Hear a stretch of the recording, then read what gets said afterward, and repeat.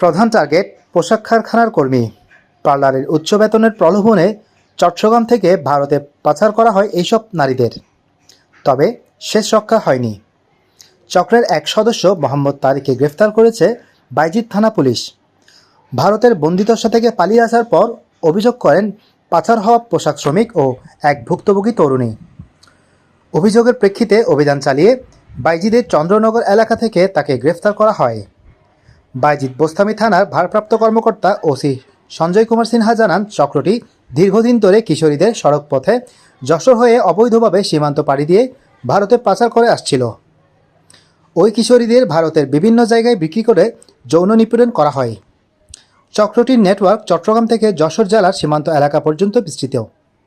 চক্রের অন্য সদস্যদের গ্রেফতারের চেষ্টা অব্যাহত রয়েছে।